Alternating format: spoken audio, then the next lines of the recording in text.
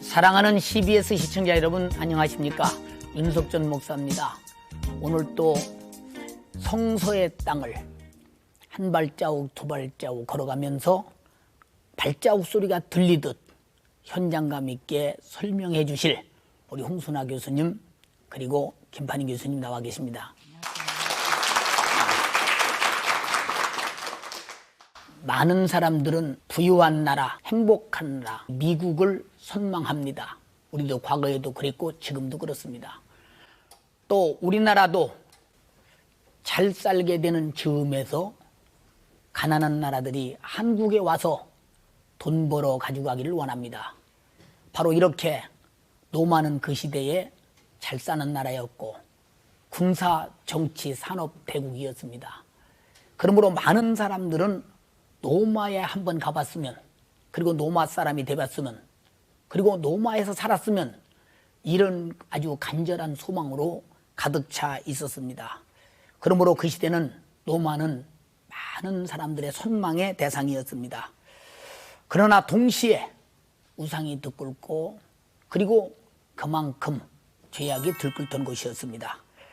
오늘은 바로 바울이 입성할 당시 노마는 어떠한 도시였는지 자세히 한번 알아보겠습니다. 우리 먼저 화면으로 한번 노마를 가보시겠습니다. 바울이 그렇게도 복음 전하기를 소망하던 당대 세계 최고의 도시 로마가 드디어 눈앞에 보이고 있었다. 바울 당시 팍스 로마의 수도였던 로마시는 현재 세계적 관광도시로 그 명맥을 유지하고 있다. 로마시 중앙엔 독립국가 바티칸시티의 궁전이 자리하고 있는데 현재 교황의 거주지인 바티칸 궁전은 20개의 박물관과 미술관 그리고 도서관 등이 있는 국제적 관광 명소이다. 중세시대의 세계 최대 국가의 권력 핵심부가 지금은 최소 국가의 땅에 서 있는 것이다. 이런 바티칸 시국의 존재나 로마의 역사적 유산들은 세계로부터 연간 1,000만이 넘는 관광객들을 끌어모아 이탈리아에서 인구 밀도 1위인 오늘의 로마시를 만들었다. 로마 분수들 중 단연 최고인 트레비 분수는 바로크 양식의 마지막 걸작품인데 이러한 문화유산들의 고색 창연함과 아름다움으로 가득 찬 로마시는 고용을 창출하는 산업 또한 관광업과 건설업 그리고 영화 제작업이다. 그러나 로마는 현재 정치 행정 도시로서의 역할만을 담당하고 있다. 홍 교수님, 그 노마는 그 시대에 그 지리적으로나 그 역사적으로 어떤 도시였는지요? 로마를 과연 설명할 필요가 있나 할 정도로 로마는 너무 유명한 곳 아니겠습니까? 그러나 이 로마시는 로마 제국의 수도였습니다. 그러니까 나라 이름과 또 수도 이름이 사실은 같은 거죠. 7개의 언덕 위에 세워졌다 그랬는데 옛날에 모든 도시들은 방어 목적 때문에 높은 곳에다 졌는데 이 로마는 그 7개 언덕 중에서 제일 높은 곳이 카피톨리노라고 하는 언덕인데 50m밖에 높지 않습니다. 이래서 나중에 그들이 한번 큰 어려움을 당합니다마는 정상적인 도시 개념이 없는 지역에 세워졌습니다. 그러나 그럼에도 불구하고 그 중심에 테레베라고 하는 강이 흘렀고요. 또 그 지역은 홍수의 피해에서부터 벗어난 지역이었다 그럽니다. 그리고 또 이 로마라고 하는 나라가 초창기 때는 굉장히 약한 나라였는데 생존한 이유가 있습니다. 북쪽의 세력과 남쪽의 그리스 세력과 두 세력이 거들떠보지도 않은 중간 지점에 있었기 때문에 그리고 또 그 해안에서 20몇 킬로 떨어진 지역에 있었기 때문에 양대 세력에서 로마를 경계하지 않았습니다. 그 사이에 이들이 이제 서서히 힘을 키울 수 있었던 것이죠. 이 로마는 재미있는 것은 그 우리나라 개천절이 있듯이 그 나라의 건국일을 기원전 753년 4월 21일 그 날짜로 이제 정해가지고 지금도 기념하고 있습니다. 그렇게 약소한 나라였던 로마라고 하는 나라가 예. 기원전 270년경에 예. 이탈리아 반도를 통일하게 됩니다. 그리고 이때 그 로마의 위치가 위력을 발휘하게 됩니다. 예. 그 이탈리아 반도의 정중앙에 있었습니다. 예. 그러니까 동서남북 사방으로 뻗을 수 있었고요. 옛날에는 해상교통과 육상교통 두 틀이었는데 내륙 지방이 있었기 때문에 그 유명한 로마의 도로가 발달할 수밖에 없었습니다. 야. 그리고 우리가 잘 아시는 대로 사도 바울 때는 그 아우구스투스가 그 로마를 평정하고 나서 그때부터 팍스 로마나라고 하는 로마의 평화가 약 200년 동안 지속돼 있었습니다. 그리고 사도 바울 당시에 로마는 그 대략 인구가 한 100만 정도의 그 당시로서는 엄청난 도시였다 그럽니다. 도시 시설, 공회당 이런 생활에 필요한 상하수도 이런 것에 더 관심을 쏟았던 아주 실용적인 도시였습니다. 그러니까 세계 중심이라고 할 수 있는 도시였죠. 로마가 만에 하나라도 그 강대국 사이에 힘 있는 도시였다고 힘 있는 나라라고 봤으면 아마 그 강대국에서 어떤 그 전쟁이나 아마 서로 빼앗는 역사가 있었을지 모르는데 아주 약하게 보였기 때문에 거들떠보지도 않았다는 그런 나라가 세계적인 강대국이 바울 당시에 돼 있었다. 오늘 우리 화면을 통해서 로마를 이해했으리라고 믿습니다. 김 교수님, 그 당시 그 로마의 정치 상황은 어떠했는지요? 바울이 선교하던 당시 로마는 이제 부상하는 로마 제국의 중심지죠. 예. 홍 교수님 말씀하신 대로 수도다라고 말할 수 있을 겁니다. 예. 황제가 거주하는 곳이고 또 원로원이 있는 곳이고 모든 정치의 중심이라고 할 수 있겠죠. 예. 그리고 바울이 활동하던 당시 그 30년에서 그 50년 정도의 기간인데 예. 그 이전에 정치적으로는 굉장히 안정됐습니다. 예. 이것은 왜 그런가 하면은 그 로마 황제 아우구스투스가 BC 31년부터 AD 14년까지 집권했습니다. 예. 몇 년이죠? 45년 정도 되지 않습니까? 한 사람에게 오랫동안 통치하니까 안정돼 있었고 또 그 이후에 그의 아들 티베리우스하고 갈리굴라가 뭐 14년에서 37년도 또 장기간 하죠. 그리고 글라디우스 황제가 또 41년부터 51년까지 54년까지 이렇게 이어지고 우리 역사에 악명 높은 네로가 이제 54년부터 68년까지 황제를 지냅니다. 바울이 선교 활동하고 또 붙잡혀 오는 이 시기는 54년에 그 네로가 황제가 되었을 때는 16살밖에 되지 않았습니다. 그래서 통치를 할 수 없기 때문에 그 어머니가 이제 후견인으로 있으면서 세네카라는 그 철학자를 이제 정치에 투입시킵니다. 그래서 굉장히 선정이 이루어졌다 그래요. 이런 당시 그러니까 68년에 폭정이 일어나기 전에 바울이 이제 활동했다 이렇게 보시면 정치 상황을 이해할 수 있을 겁니다. 그것도 사실 좋은 기회였네요 보니까. 그렇죠. 네. 김 교수님 그러면 기독교가 들어오기 전에 그 로마에도 어떤 종교가 있었지 않겠습니까? 그 로마는 그 어떤 그 종교가 있었는지 궁금하거든요. 예, 로마는 종교적으로 좀 약했다고 볼 수 있을 것 같습니다. 예. 왜 그런가 하면요. 그들은 이제 한 고대 로마에 그러니까 500년 정도의 그 말씀해 주신 그 캐피톨린 그 언덕에 신전을 세웠습니다. 그 신전은 주피터, 미네르바, 주노를 모시는 그런 신전이었거든요. 근데 이 세 신이 로마의 주요 신이었습니다.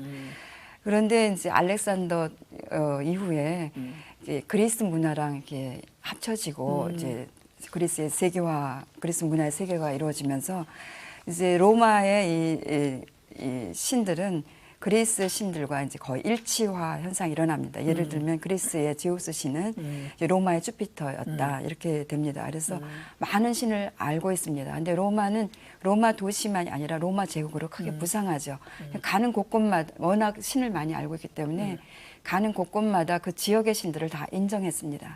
그러니까 이집트에도 뭐 여러 신이 있거든요. 이시스, 오시리스, 사라피스 신이 있고 또 뭐 시리아에도 아타르가티스 신도 있고 페르시아나 미트리스 신 이런 거 다 인정하고 그 지역의 주민들이 그 신을 섬기는 거에 대해서 제어를 하지 않았습니다. 그런데 이제 아우구스투스가 그 정치를 이제 굉장히 안정하기 위해서 통제를 합니다. 그러면서 이제 많은 신전들을 또 재건하고 했는데요. 그 중에 이제 그 자기의 양아버지인 시저 죽음 이후에 시저를 기념한 신전을 세우기도 합니다. 그리고 아우구스투스가 죽은 후에는 그의 아들 갈리굴라가 또 그의 신전을 세워서 황제 숭배도 일어나곤 했던 것이죠.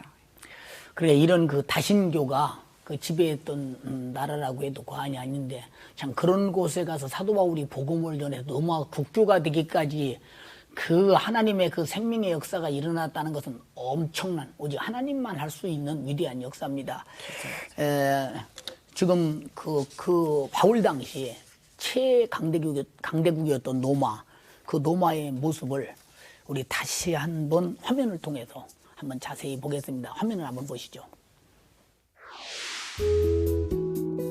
콜로세움, 트레비 분수와 함께 로마 3대 명소의 하나인 스페인 광장. 그 이름이 17세기 이 부근의 스페인 교황청 대사관에서 유래된 스페인 광장에서 관광객들의 눈길을 끄는 이 분수는 건축가 베르티티가 만든 것으로 바로크 양식의 걸작품인데, 로마의 휴일 오드리 헵번이 13번째 계단에서 아이스크림을 먹으며 앉았던 곳으로 유명한 성 삼위일체 계단은 세계에서 몰려온 청춘 남녀들로 늘 붐비고 있다. 이들처럼 젊고 아름다운 남녀들이 18세기에도 이 계단에 몰려들었는데, 그것은 당시 이탈리아 유명 예술가들이 자기 작품의 최고 모델을 이 계단에서 뽑았기 때문이라고 한다. 지금도 야외 패션쇼와 각종 전시회가 열리고 있는 이곳은 여전히 예술의 광장이다.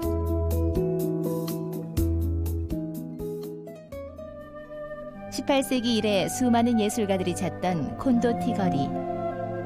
예술가들은 자신의 미적 심상을 곳곳에 남긴 걸작품들 속에 담아 후대에 전하고 있는데,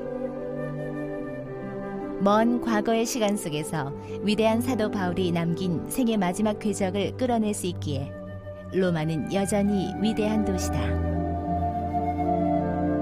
형제들아, 내가 여러 번 너희에게 가고자 한 것을 너희가 모르기를 원치 아니하노니, 이는 너희 중에서도 다른 이방인 중에서와 같이 열매를 맺게 하려 함이로되 지금까지 길이 막혔도다. 헬라인이나 야만이나 지혜 있는 자나 어리석은 자에게 다 내가 빚진 자라. 그러므로 나는 할 수 있는 대로 로마에 있는 너희에게도 복음 전하기를 원하노라. 김 교수님, 지금 화면을 보셨습니다만은 이 화면을 보고는 우리가 저 화면이 저렇구나 하는 인식이지 그 내용은 잘 모르지 않습니까?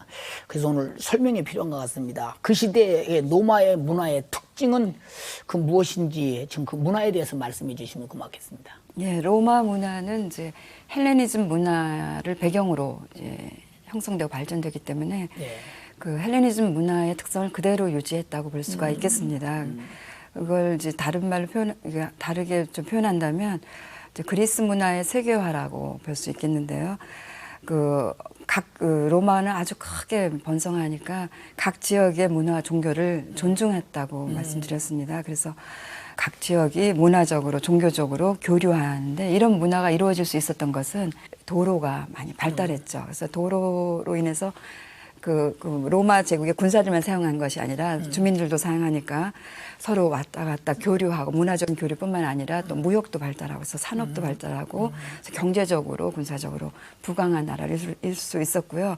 또 재정이 이렇게 형성되니까 건축도 무척 발달했다 그러죠. 그래서 로마에 이제 많은 신전 얘기도 드렸습니다. 신전도 짓고, 또 사람들이 거주하는 주택, 또 시장, 경기장, 목욕탕까지 많은 건축물을 이제 지었다는 것이 로마의 문화의 특성이라고 할 수 있겠습니다. 그러니까 지금 뭐 강대국과 같이 그렇죠. 똑같이 그 무역이나 산업이나 교통이나 정치나 군사가 많이 그 발전된 문화의 도시였고 문화의 나라였군요. 그러니까 로마서에서의 그 사도 바울의 행적은 성경에 자세히 나와 있지 않고 그리 잘 나와 있지 않거든요. 그래도 그 신빙성 있는 그 역사적 자료를 종합해서 그 바울의 로마 행적을 좀 자세히 좀 우리 홍 교수님이 설명해 주시면 아마 시청자들이 큰 도움이 되겠습니다. 뭐 성경이 주목적이 아니라서 예. 사도 바울의 그 여정이 또 활동들이 좀 자세히 나왔으면 좋겠지만은 예. 성경의 내용은 극히 일부분입니다. 우선 사도 바울이 로마에 도착했을 때 그는 특혜가 주어졌습니다. 아하. 셋집에서 감시병하고 같이 지냈다 그럽니다. 그러니까 연금 상태 수준이겠죠. 예, 예. 이것은 벌써 그들이 그 죄수 아닌 죄수로서 그 인정했다는 뜻도 되겠습니다. 또 무슨 죄수가 그러겠습니까?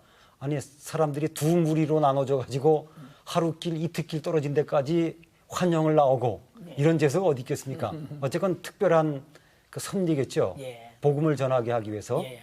근데 사도 바울은 그 셋집에서 경비원과 같이 있었는데 참 사도 바울의 열정은 대단합니다. 그 어려운 여정 끝에 또 집도 구하고 여러 가지 준비도 힘들 텐데 사흘 만에 유대교의 높은 사람들을 불렀다 그랬습니다.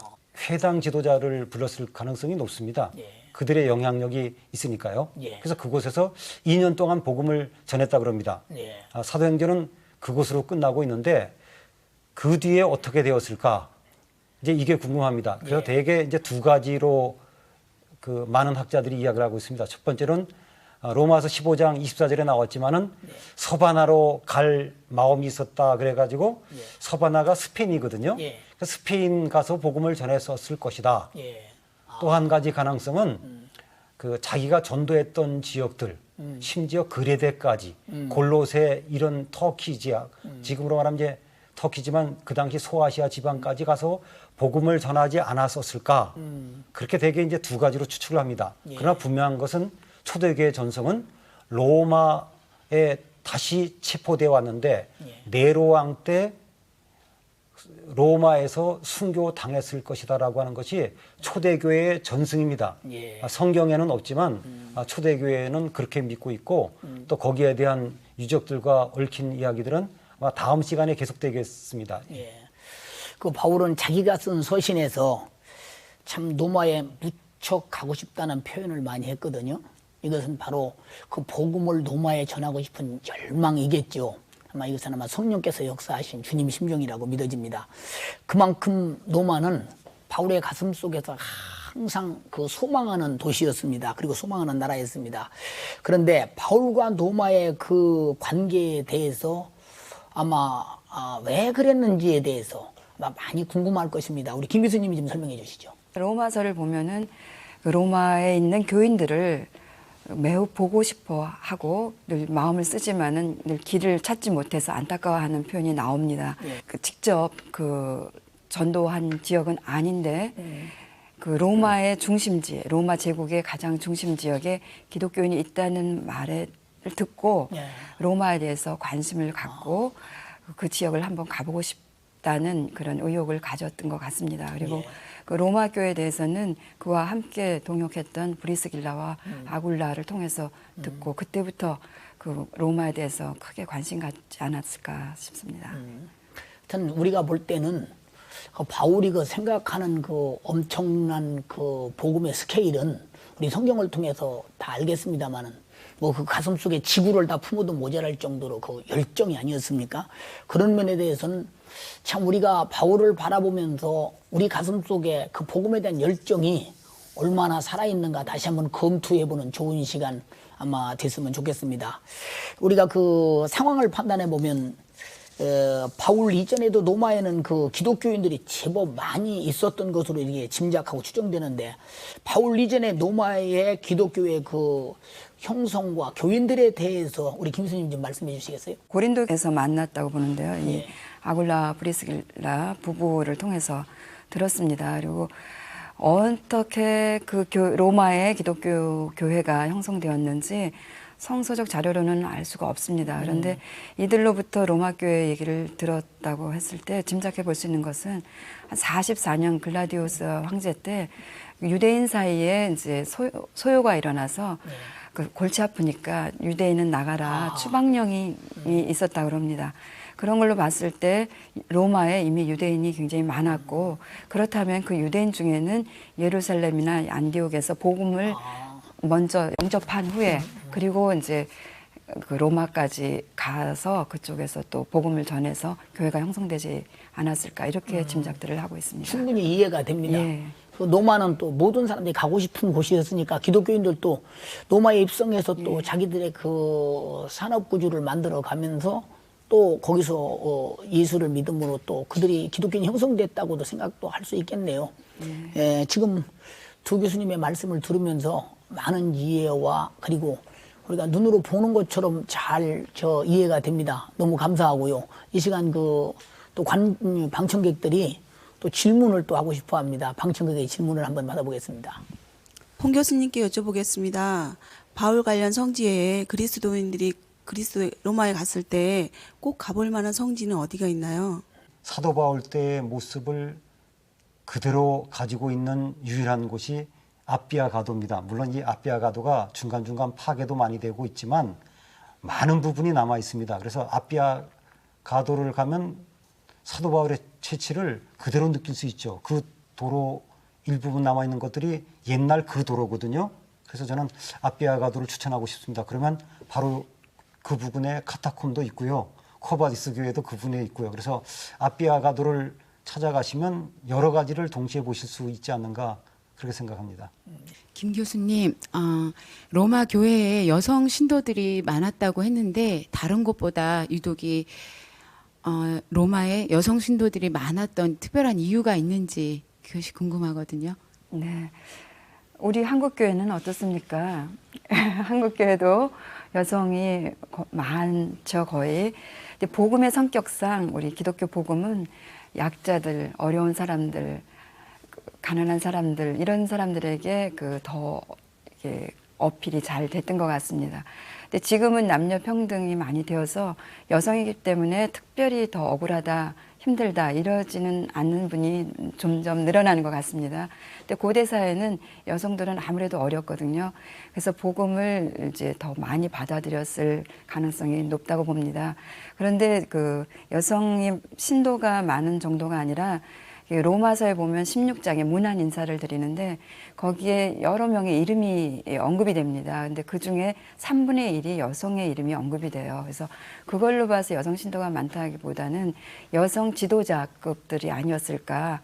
이렇게 보면은 한국 교회의 경우 여성 신도는 많은데 여성 지도자가 적은 거에 비하면 로마 교회는 아주 우리에게 뭔가를 제시해주는 그런 면이 있습니다.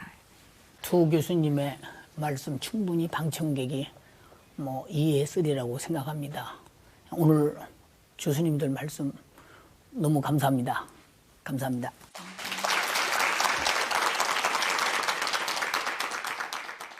시청자 여러분, 우리는 바울을 생각할 때마다 가슴이 뜨겁습니다. 그는 가는 곳마다 방해를 받고 때로는 옥에 갇히고 매를 맞고 멸시와 천대를 받으면서도 자기가 복음을 전하는 일에는 후퇴와 양보가 없었습니다. 그 이유는 바로 자기를 핍박하는 자들을 바라볼 때, 앞길을 가로막는 자들을 바라볼 때마다 그들이 더 불쌍합니다. 왜? 몰라서 저들이 왜 저렇게 앞길을 가로막나. 그래서 그들에게 더 악착같이 복음을 전했습니다. 그리고 특별히 로마에서 복음을 전하는 이 아름다운 역사는 바울의 생애 동안 최강대국에 와서 복음을 전함으로 말미암아 수많은 사람들이 영향을 받고 이 복음이 전 세계에 퍼지기를 원했습니다. 이것은 바로 영혼구령의 열정이요, 예수 그리스도가 이 땅에 오셔서 십자가에 달려 피 흘려 죽으신 십자가의 피의 공로가 인류 누구에게도 헛되지 않기를 바라는 진실한 주님 심정이었습니다. 우리 모두 어디를 가든지 우리도 그곳이 바로 복음의 장소요, 어디를 가든지 영혼을 살리겠다는 영적 스케일을 가지고 우리 모두 가는 곳마다 복음의 씨, 하나님 말씀을 전해서 영혼 살리는 구령의 열정의 터전이 되기를 원합니다. 감사합니다. 다음에 또 뵙겠습니다.